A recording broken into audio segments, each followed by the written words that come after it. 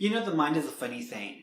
Whenever you pose a question to your brain, to your mind, it begins to look for an answer.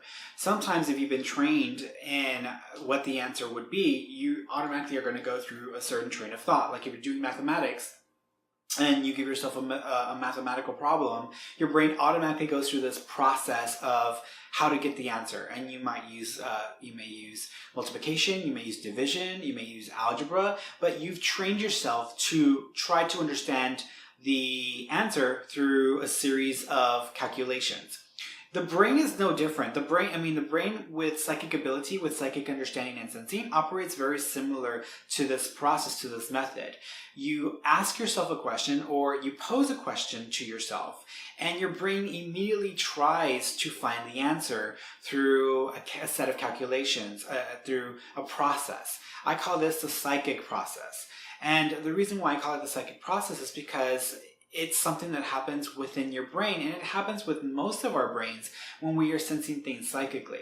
And as I've come to develop and push myself further and further, it's so much more easier and so much more natural for me to do this. And it simply allows you to refine your psychic sensing ability. It allows you to use all of your psychic senses, and it allows you to develop and to push the limits of your psychic ability. And so this process is, I think, the gold nugget. It is the golden egg of psychic developing. And as I've progressed in my own development, I've read a ton of books. I have gone through several different programs, and a lot of these programs out there, a lot of these schools of thought don't teach this. They don't help you understand this process.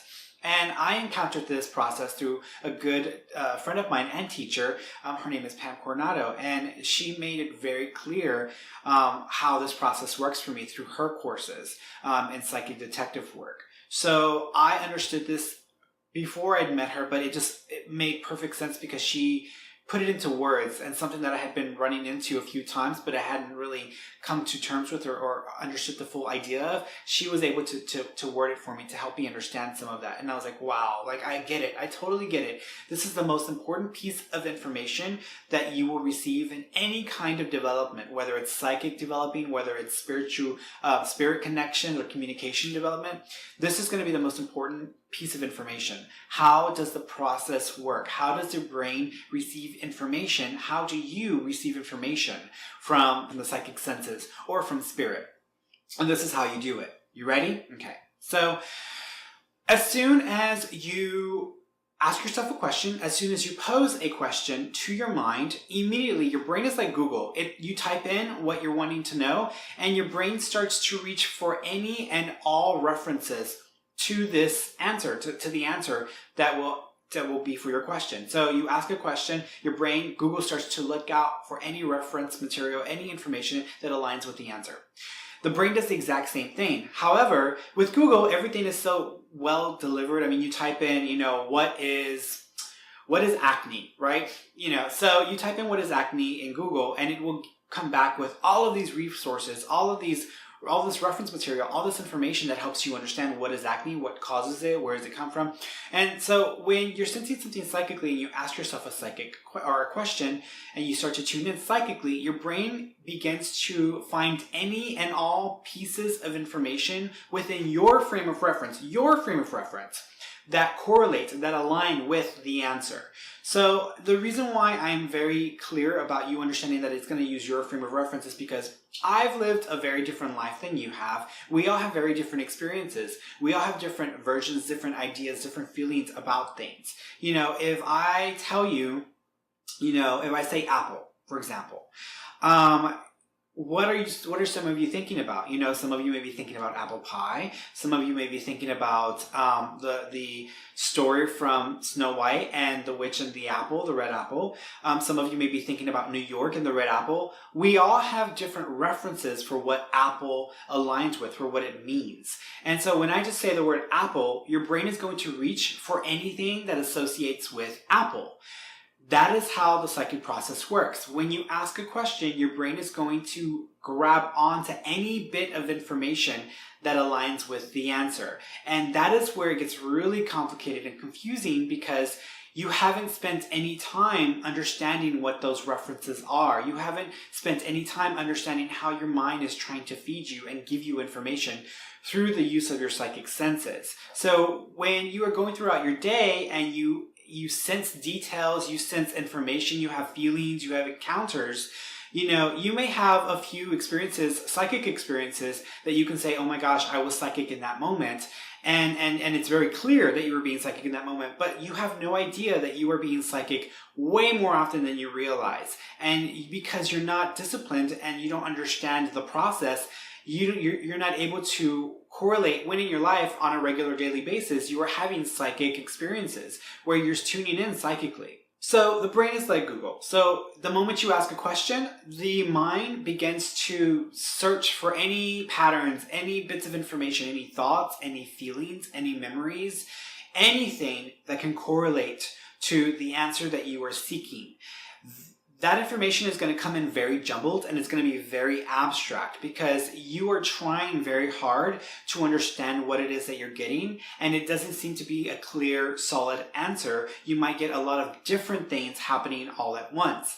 And it's okay. That is normal for beginning your development. When I first started to develop, that happened so often in the beginning, and I was like, what is this? Like, why am I seeing so many different things? Why is my brain going everywhere and it's not focusing or condensing itself into one answer? And it's because my brain was trying to share information with me. It was trying to give me the answer, but I had so many references for bits of information that coordinated with the answer that it seemed like a jumble of information in my mind, and I couldn't make sense of it. So you ask a question, your brain, like an octopus, reaches out for anything and everything that correlates to the answer, and then that is where we begin our development of psychic ability, because understanding that information, understanding that process, understanding what your brain is trying to tell you, interpreting that information so that you can use it, that is what we are going to be working on. Receiving psychic information is not hard. It really isn't. So many times during exercises in class, when we begin an exercise, some people will be overly anxious. They will be overly excited about doing the exercise, and their brain goes everywhere because it's trying so hard to give them information, but some of them is in that, and then some of the answer is in that. So they get a little confused. Then there are some people who don't get anything. They feel like it's quiet and it's silent. And part of the reason why you may not get a lot at first is because you're trying too hard to control. You're afraid of what you might see or sense. You're holding back. You are trying to control the process. You're afraid of being embarrassed. You're afraid of making a fool of yourself. And that is okay. I've made a fool of myself plenty of times, and I continue to do on a regular basis. I try to on a regular basis, but it's okay if you make a fool of yourself. It's okay if you embarrass yourself. It's okay if you get the wrong answer. But the more comfortable, the more relaxed you get in trying to receive information psychically, the more information you're going to get, and the better the flow is. So the brain will feed you psychic information in fragmented form. It'll be very abstract. It's going to reach out for anything that it can use to tell you what the answer is. Here's an example of how this happened for me when I was taking a psychic development class. So I was instructed to focus in on a target. And for those of you who don't know what that is, let's say there's a picture that I'm supposed to tune into. I'm not shown the picture beforehand. I'm just told to tune into this picture. And to help us align, to intend to connect with the information associated with this image, we're given a target or a set of coordinates. So we're given like a number, like 77553. So I was given a set of numbers or coordinates, and I was asked to focus in on the target. So I focused in on the target and I began to describe everything that I was getting. It was a little overwhelming because I saw so many different things and I could not make sense of it. In this specific instance, the picture that I first saw was of the state monument in Texas. In Texas, we have this monument called the San Jacinto Monument. And when you go to the very top of the monument, there's a star on top and you can look out everywhere. So I kept seeing the San Jacinto Monument and I thought, okay. And then I saw Stars and Stripes and the American flag. So I was like, okay. And then I saw the ocean, and I kept seeing water moving around. So it's like, okay, I'm seeing water, what else? And then I was seeing the beam, which is this piece of art in Chicago. So here's a picture of the beam and what that looks like. It's very reflective. And so I began to see all these different aspects and bits of information. And when I began to see all these different references, I didn't know what I was looking at. I thought maybe I was looking at the Texas Revolution because the San Jacinto Monument is the Texas Revolution. So I thought maybe I'm looking at a Civil War reenactment. Maybe I'm looking at an army, something with the army. And then when I saw the American flag, that made me think more that I was looking at the military or the army. And then I saw the beam, so I saw that reflective, shiny substance. I didn't know what that meant. I was dumbfounded at that point. I was like, maybe I'm looking at water. Maybe I'm looking at a scene where there's the ocean, there's the water, and then there's, like a battle. Maybe there's ships or something going on. So my brain started to go everywhere, and I really was very confused about what it is that I was sensing. And then when I was shown the target, the actual image, this is what the image was. I realized, okay, I get it. I totally get what my brain was trying to tell me. I just was misinterpreting or misunderstanding what it is I was seeing. But my brain was trying to share with me anything and everything that would correlate with water, with the ocean, with a star, and the shape. And so anything and everything that I could see, that I could sense that was aligned with that was shown to me. And which is why I came in and it was so jumbled to me. In time now, I've gotten better at deciphering and understanding those references. But even then, sometimes I'm still overwhelmed because I will second guess myself, or I will tell myself that maybe I'm looking at something else and talk myself out of what I'm potentially seeing or sensing. So it's so important to just describe what you're getting and not focus so much on giving the answer. So if I ask you a psychic question, I don't really want you to give me the answer in the beginning. I want you to simply describe to me what you're getting. It doesn't matter what you're getting as long as you're describing something that you're getting. If you get black or darkness, that is okay. Just describe that. That might be part of the answer. If you're getting a feeling, an emotion, if a color is standing out for you, a shape, that's okay. Describe what you're getting. That's all I want you to do in this class. I don't want you to answer my questions, the questions that I pose to you during our exercises. I simply want you to describe what it is that you're getting.